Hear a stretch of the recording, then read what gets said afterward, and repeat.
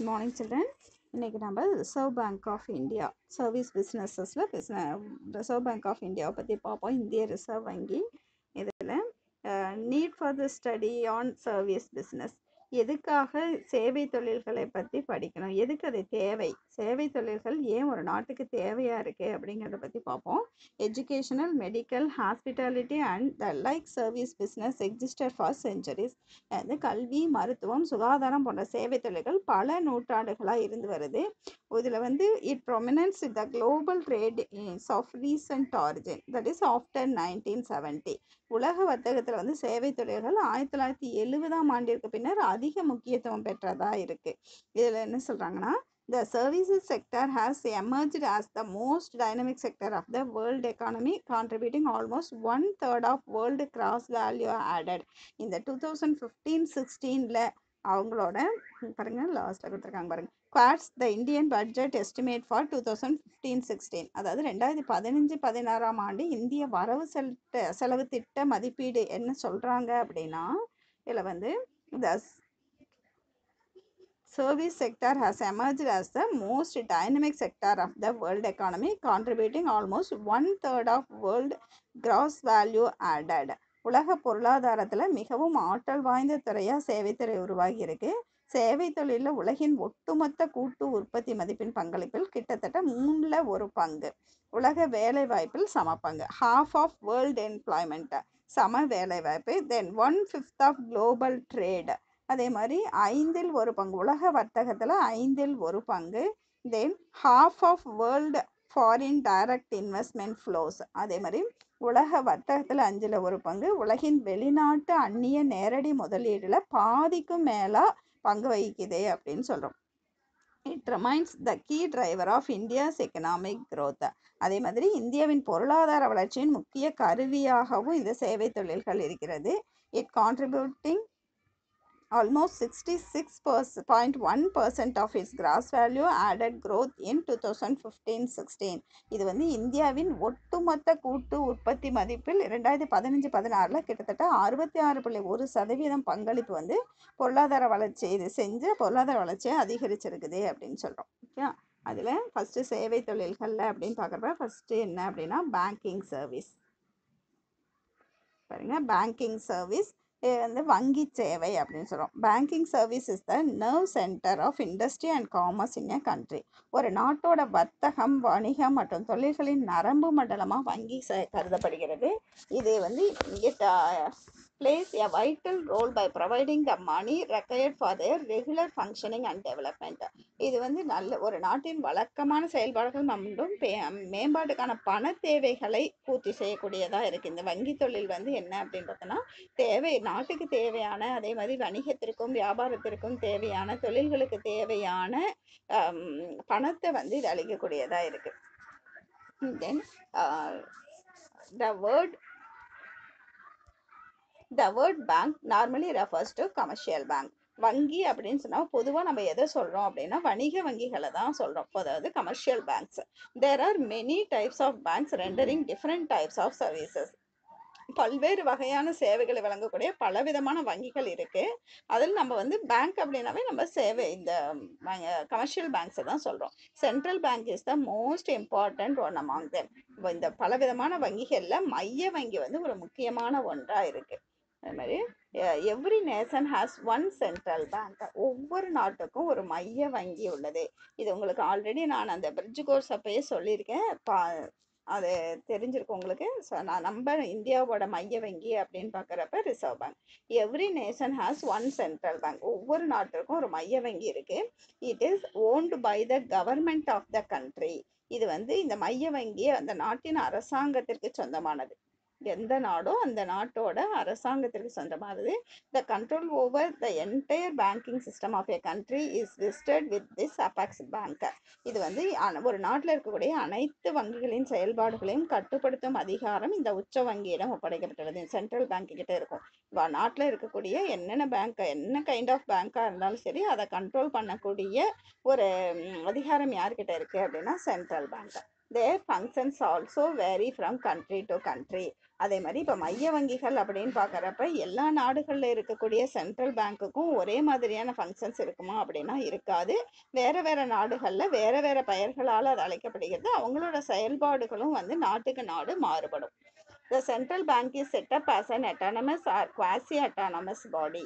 இது வந்து ஒரு மைய வங்கி முழு தன்னாட்சி அல்லது பாதி தன்னாட்சியுடன் அமைக்கப்படுகிறது. அட்டானமஸ் அப்படின்னா முழுமையா அவங்க தன்னாட்சி, அவங்களே எதுனாலும் முடிவெடுத்துக்கலாம். இல்லை குவாசி அட்டானமஸ் அப்படின்னா பாதி தன்னாட்சியுடன் செயல்படுகிறது. இதில் வந்து stability and growth of the country's economy are the main goals of central bank. ஒரு நாட்டு பொருளாதாரத்தின் நிலைத்தன்மை மற்றும் மேம்பாடு இதுதான் ஒரு மைய வங்கியின் முக்கிய குறிக்கோளா இருக்கும்.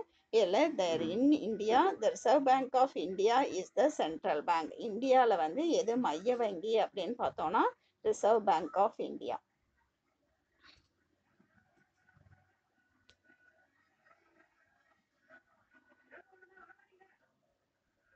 இப்போ பார்த்தீங்கன்னா இந்தியாவோட மைய வங்கி எது அப்படின்னு பார்த்தோம்னா சென்ட்ரல் பேங்க் ஆஃப் இந்தியா அப்படின்னு கேட்டாங்கன்னா நம்ம reserve bank of India RBI அப்படிங்கிறது எழுதணும். இந்திய ரிசர்வ் வங்கி இந்தியாவின் மைய வங்கியாக செயல்படுகிறது.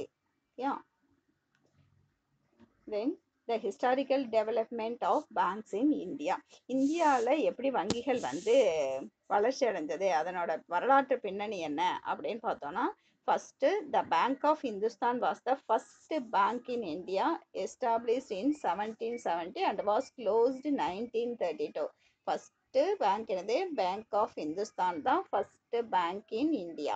okay it was established in 1770 closed in 1932. இதெல்லாம் அண்டர்லைன் பண்ணி அப்படியே படிங்கக்கனே. இந்துஸ்தான் வங்கி தான் 1970ஆம் ஆண்டில் நிறுவப்பட்ட இந்தியாவின் முதல் வங்கி. இது 1932ல் மூடப்பட்டது.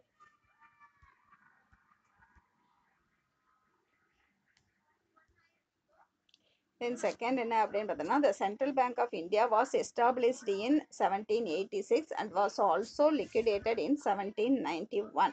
அது 1786ல் இந்திய பொது உடைமை வங்கி நிறுவப்பட்டது. இது 1791ல் கலைக்கப்பட்டது. அதுக்கப்புறம் அடுத்தது பார்த்தோன்னா bank of Calcutta was the first joint stock bank established in 1806. 1806ல் வந்து நிறுவப்பட்ட கொல்கத்தா வங்கி முதல் கூட்டு பங்கு வங்கியாக இருந்தது, joint stock bank. It was renamed as the bank of Bengal in 1809. ஆரம்பிக்கிறப்ப பேங்க் ஆஃப் கொல்கத்தான்னு ஆரம்பித்து அதை வந்து ரீநேம் 1809ல் அதுக்கு மறுபெயர் வச்சுருக்காங்க பேங்க் ஆஃப் பெங்கால். ஓகேயா, பெங்கால் வங்கி அப்படின்னு பெயர் மாற்றம் செஞ்சுருக்காங்க. Then bank of Bombay in 1840 and bank of Madras in 1843 were established.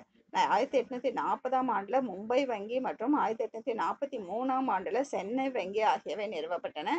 These banks are called presidential banks, Bengal, Bombay and Madras. இது மூணு என்ன சொல்கிறாங்க அப்படின்னா பிரசிடென்ஷியல் பேங்க். இந்த மூணு வங்கிகளும் 1881 witnessed the birth of Ayodh Bank, which was later renamed into Punjab National Bank in 1894. 1881ல் எந்த பேங்காக வந்திருக்கு அப்படின்னா அயோத் பேங்க் அப்படின்னு. அது வந்து 1894ல் பஞ்சாப் நேஷ்னல் பேங்க்னு அதுக்கு பெயர் மாற்றம் செஞ்சுருக்காங்க.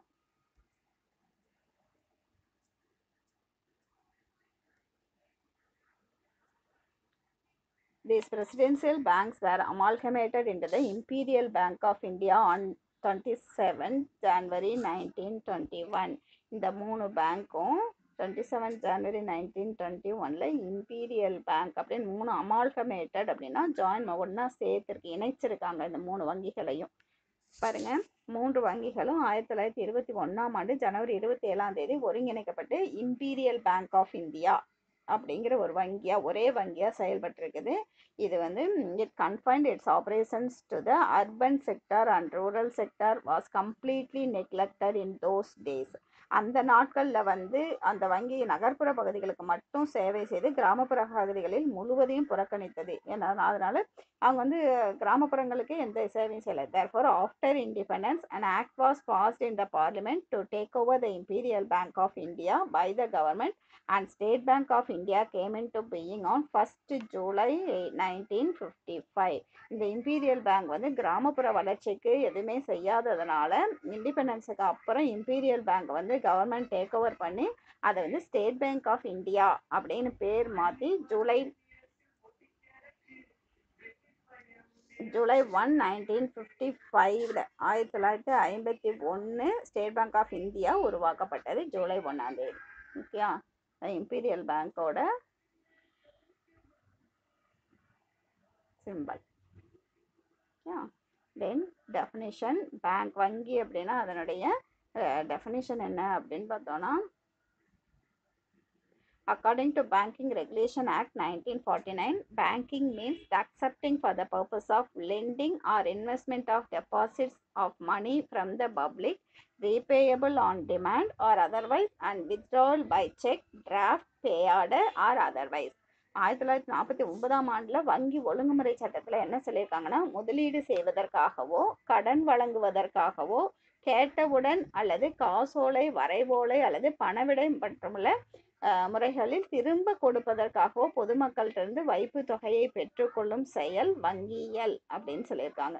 அதாவது பாருங்க, lending purpose, banking means accepting for the purpose of lending. Lending அப்படின்னா என்னது, கடன் தருவதற்காக, ஆர் இன்வெஸ்ட்மெண்ட் ஆஃப் டெபாசிட்ஸ்,